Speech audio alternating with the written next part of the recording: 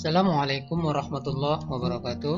Alhamdulillah, salatu wassalamu ala rasulillah wa ala alihi washabihi wa mawalah. Kabarnya semoga kita semua sehat-sehat semua dan selalu dalam lindungan Allah Subhanahu wa taala. Pada kesempatan ini saya akan menyampaikan materi terkait sumber hukum Islam. Sebelumnya kita akan mengetahui dahulu tentang tujuan pembelajaran materi sumber hukum Islam yang disepakati. Nah, yang pertama, peserta didik mampu menganalisis materi tentang sumber hukum Islam yang muttafaq atau yang disepakati terkait dengan Al-Quran dan Hadis. Kemudian, peserta didik mampu memahami materi tentang sumber hukum Islam yang muttafaq disepakati terkait Al-Quran dan Hadis. Selanjutnya, peserta didik mampu menyajikan hasil analisis berupa peta konsep tentang sumber hukum Islam yang muttafaq atau yang disepakati terkait Al-Quran dan Hadis. Dan yang terakhir, peserta didik mampu mengomunikasikan materi tentang sumber hukum Islam yang muttafaq terkait dengan Al-Quran dan Hadis. Nah, itulah tujuan pembuatan materi ajar pada kesempatan ini. Nah, selanjutnya sumber hukum Islam.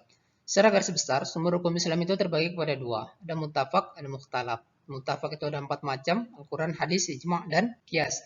Kemudian mukhtalaf ada istihsan, istisab, maslahah mursalah, uruf, sadu zari'ah, syar'u man qabla dan mazhab sahabi. Pada kesempatan ini saya akan membahas tentang Al-Quran dan Hadis sebagai sumber hukum Islam yang muttafaq. Nah, apa itu Al-Quran?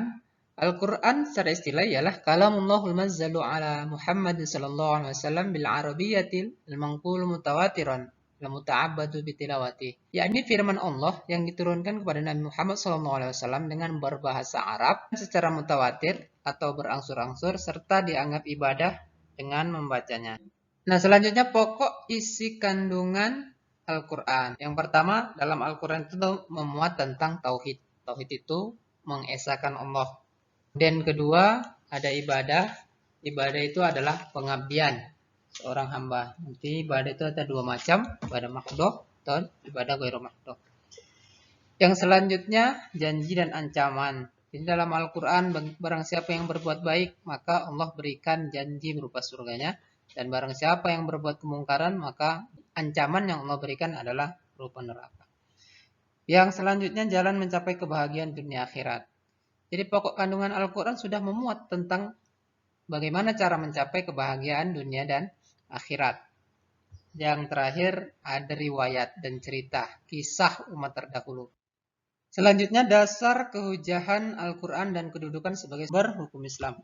Firman Allah Subhanahu wa taala dalam surah An-Nisa ayat 105. Bismillahirrahmanirrahim. Inna anzalna ilaikal kitaba bil haqqi litahkuma bainan nasi bima araqallah wa la takun lil kha'inina khusima.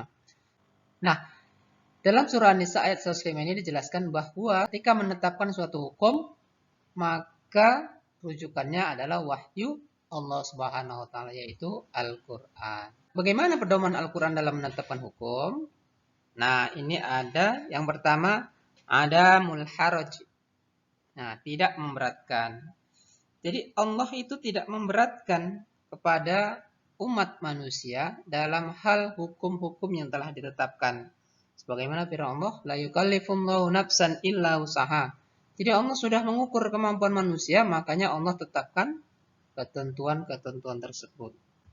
Kemudian yang kedua, meminimalisir beban atau qillatut taklif. Bagaimana ini? Ada rukhsah dalam Islam. Ada rukhsah yang bisa dilaksanakan di waktu-waktu tertentu.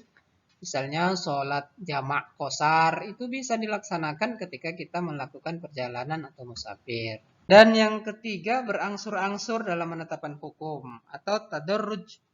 Bagaimana tadarruj? Terkait dengan minuman keras, Allah Subhanahu wa taala melalui firman-Nya, pengharaman minuman keras itu dilaksanakan secara berangsur-angsur. Nah, yang pertama dijelaskan dalam Al-Quran surah Al-Baqarah ayat 219 bahwa Allah Subhanahu wa taala itu memberikan peringatan kepada manusia bahwa khamar itu lebih banyak mudaratnya ketimbang manfaatnya. Berarti masih boleh minum khamar ketika itu.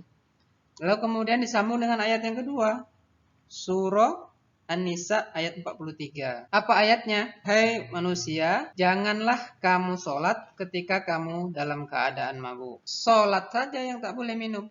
Nah, kemudian masuklah ayat yang ketiga, Al-Maidah ayat 90. Ya ayyuhalladzina amanu innamal khamru wal maisiru wal ansabu wal azlamu rijsun min amali syaiton. Fajtanibu. Maka perintahnya dijauhilah minuman keras tersebut. Sebagai sumber hukum Islam yang kedua adalah al-hadis. Apa hadis? Ma udhifa sallallahu alaihi wasallam qaulan au fi'lan au taqriran au nahwaha. Yaitu segala sesuatu yang disandarkan kepada Nabi sallallahu alaihi wasallam baik berupa perkataan, perbuatan, ketetapan atau takrir dan sebagainya. Jadi sesuatu yang disandarkan kepada Nabi, baik perkataan, perbuatan atau ketetapan Nabi, bahkan diamnya Nabi, itu merupakan hadis. Ada berapa macam hadis? Nah, hadis terdiri dari 3 macam.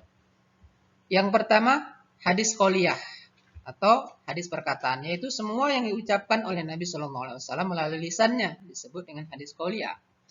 Kemudian yang kedua, hadis fi'liyah. Hadis fi'liyah ini hadis perbuatan, sesuatu yang dilakukan, yang diperbuat oleh Nabi disebut dengan hadis fi'liyah. Dan yang ketiga adalah hadis takririyah atau ketetapan. Jadi ketetapan ini tidak diucapkan oleh Nabi dan tidak juga ditolak oleh Nabi.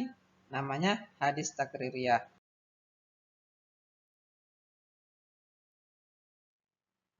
Dasar kehujanan hadis dan kedudukannya sebagai sumber hukum Islam. Firman Allah Subhanahu wa taala dalam surah Ali Imran ayat 179. Bismillahirrahmanirrahim. Maka Allahu liyadharul mu'minina 'ala ma antum 'alaihi hatta yamizal khabitha minat thayyib wa ma kana Allahu liyutli'akum 'alal ghaibi walakinna Allaha yajtabi mir rusulihi may yasha. Wa aminu billahi wa rusulihi. Wa in tu'minu wa tattaqu falakum ajrun adim. Nah, ayat ini menjelaskan bahwa seharusnya lah kita sebagai umatnya Nabi Muhammad ketika kita beriman kepada Allah, maka secara spontanitas kita harus mengimani Rasul. Nah, inilah dasar bahwa setelah Al-Quran, maka sumber hukum Islam yang kedua adalah Al-Hadis. Lalu kemudian apakah fungsi hadis? Kan sudah ada Al-Quran. Nah, ini fungsi hadis. Yang pertama, bayanut takrir. Apa itu bayanut takrir? Yaitu menetapkan dan menguatkan atau menggarisbawahi suatu hukum yang ada dalam Al-Quran. Sehingga hukum-hukum itu mempunyai 2 sumber. Yaitu ayat yang menetapkannya dan hadis yang menguatkannya. Misalnya pelaksanaan puasa di bulan Ramadan. Allah Subhanahu wa taala katakan dalam surah Al-Baqarah misalnya, ya ayyuhalladzina amanu kutiba alaikumusiyam. Lalu Nabi juga mengatakan bunyal Islamu ala khamsin, salah satunya puasa. Nah, ini adalah bayanut takrir. Yang kedua, bayanut tafsir. Bayanut tafsir itu menjelaskan atau memberi keterangan, menafsirkan, merinci redaksi Al-Quran yang masih secara global. Apa misalnya? Nah, misalnya pelaksanaan sholat. Bagaimana sholat? Nah, Nabi mencontohkannya dalam hadis. Maka itu namanya bayanut tafsir. Dan yang ketiga, bayanut tasyri'. Bayanut tasyri' itu menetapkan hukum yang tidak dijelaskan oleh Al-Quran. Misalnya pada masalah zakat. Dalam Al-Quran tidak disebutkan berapa yang harus dikeluarkan oleh seseorang dalam membayar zakat fitrah. Kan Nabi ucapkan dalam satu hadis, zakat fitrah itu pada bulan Ramadan ukurannya 1 sok kurma atau gandum untuk setiap orang. Nah, itulah terkait tentang Al-Quran dan hadis sebagai sumber hukum Islam.